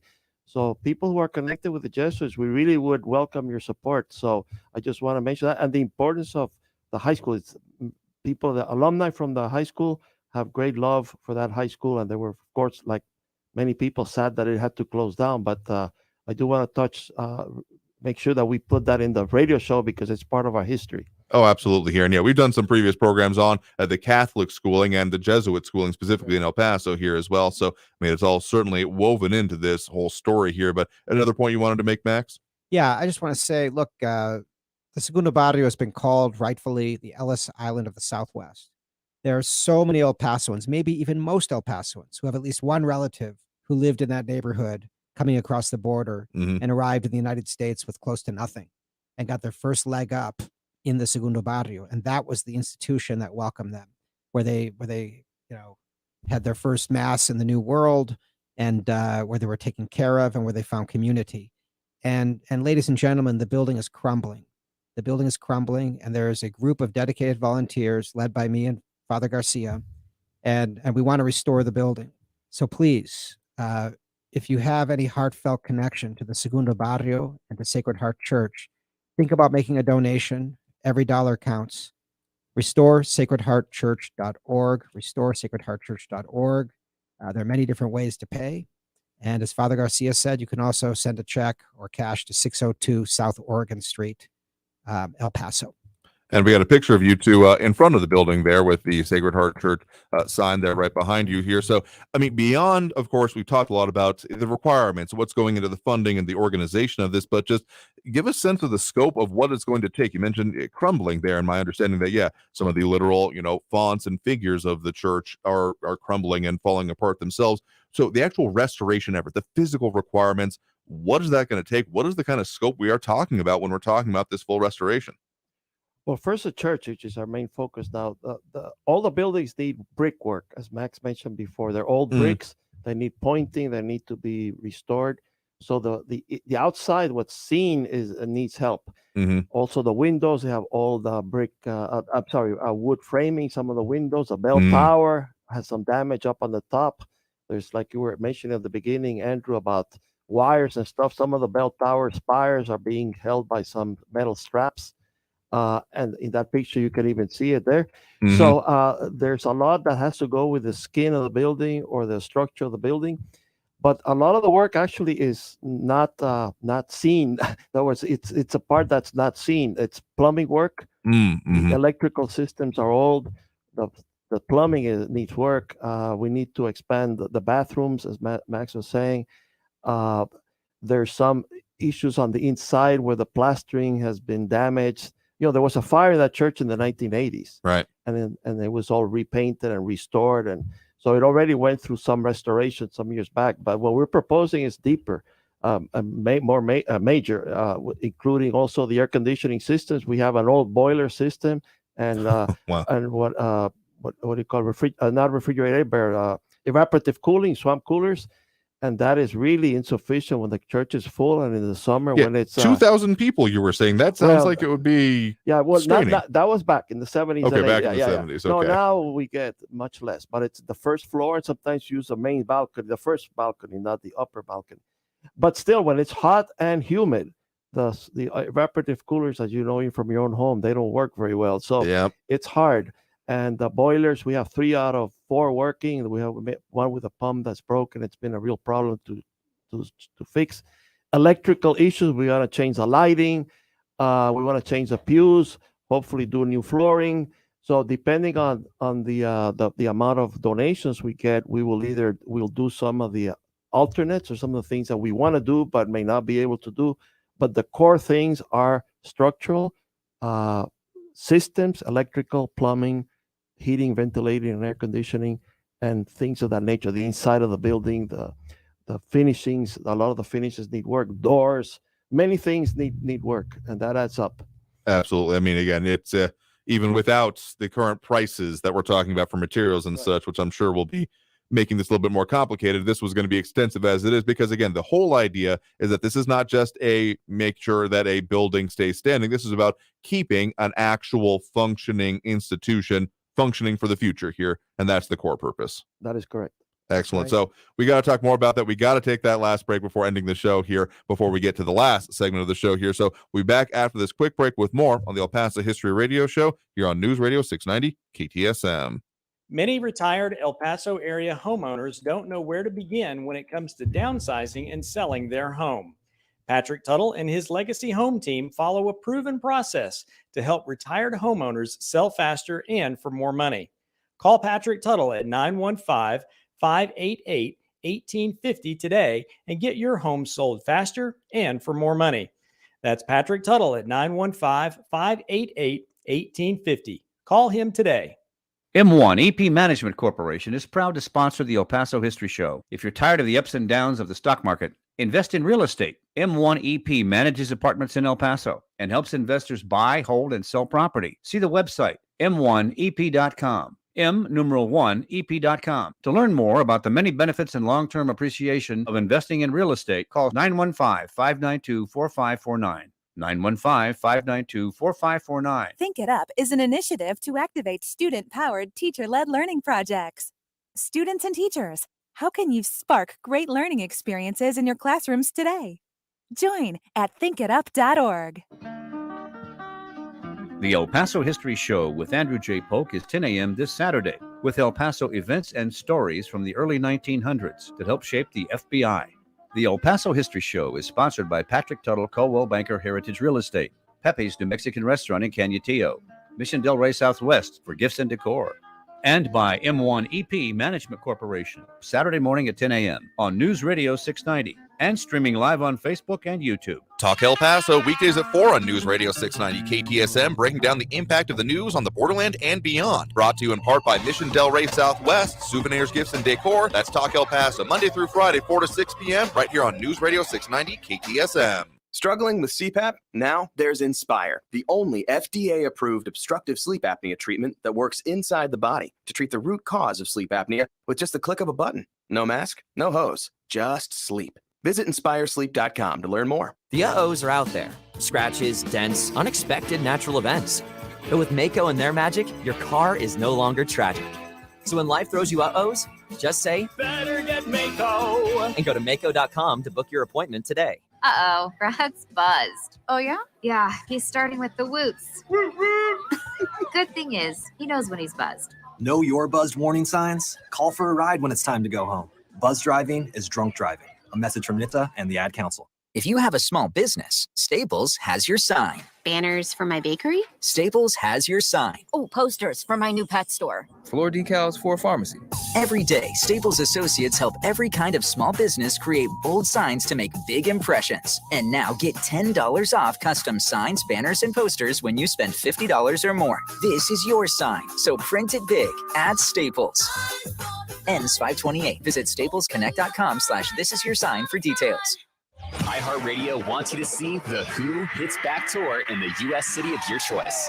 We don't get fooled again. We'll fly you there, take care of the hotel, get you 2 premium tickets to the show, plus the Baba O'Reilly VIP package. That includes too many things to mention, but trust us, it's amazing. For your chance to win, just open the free iHeartRadio app and listen to the Who Radio. Tickets to the Who Hits Back Tour on sale now at livenation.com. See the Who in the city of your choice from iHeartRadio. News Radio 690 KTSM El Paso.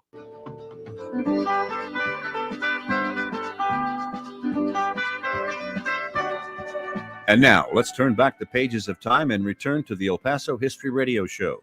Brought to you by Patrick Tuttle, Coldwell Banker Heritage Real Estate, 915-588-1850. Pepe's New Mexican Restaurant, 6761 Donovan Drive.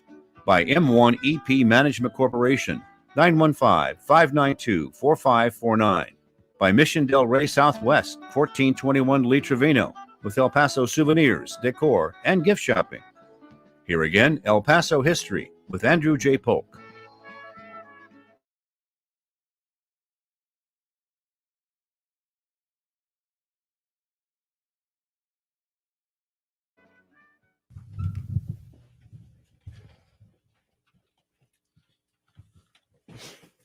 All right, here for the last segment of the program here. Again, we have been joined here in studio by Father Garcia and Dr. Max Grossman here with the Restore Sacred Heart. Again, that information for how people can get involved or contact you all, what's the best way they can go? Of course, restoresacredheartchurch.org, but if they want to give you a call or, again, send you an email, what's the best place to do that?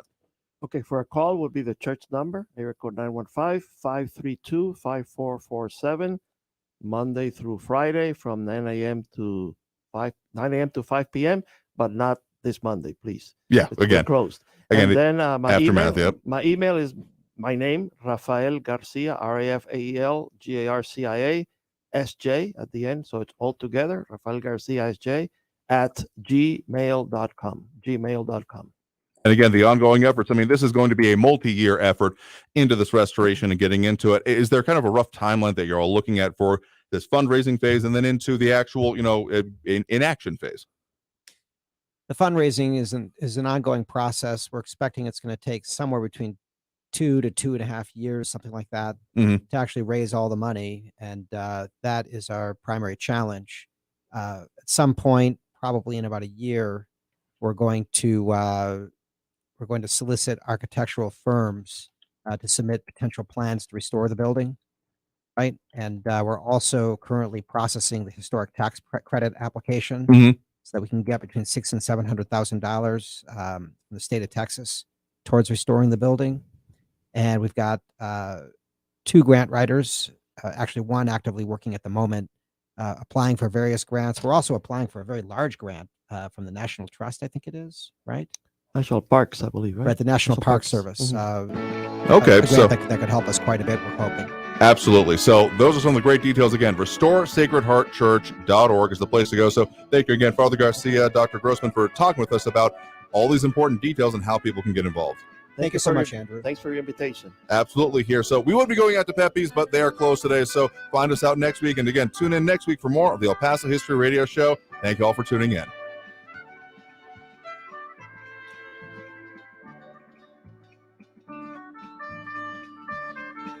Thank you for listening to the El Paso History Radio Show.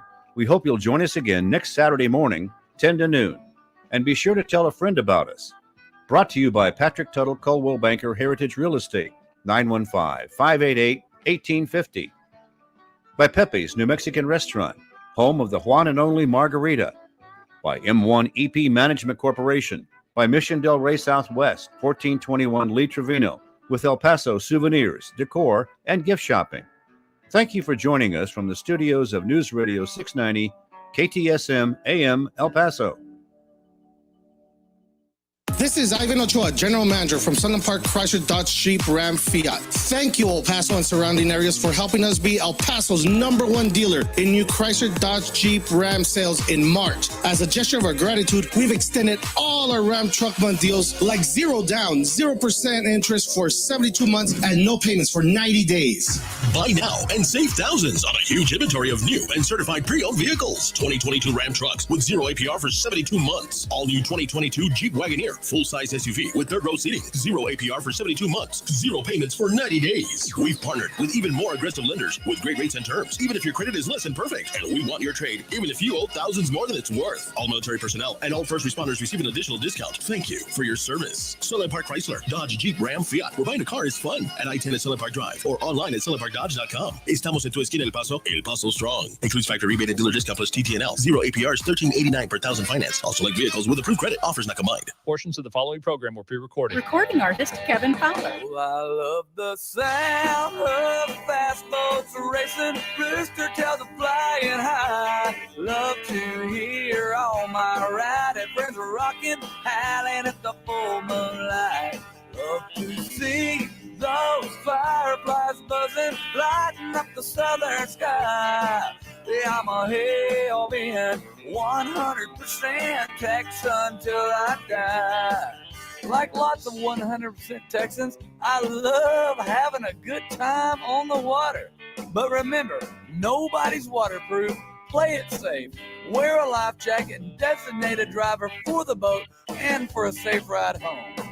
Follow these tips and there'll be a lot more days for you to play in this great state of Texas. Nobody's waterproof, yeah, that's a helmet truth, and you know it ain't no lie. Sponsored by Texas Parks and Wildlife. Mike Capel here, serial entrepreneur with words from another happy payroll customer. What do I love about Patriot Payroll Services?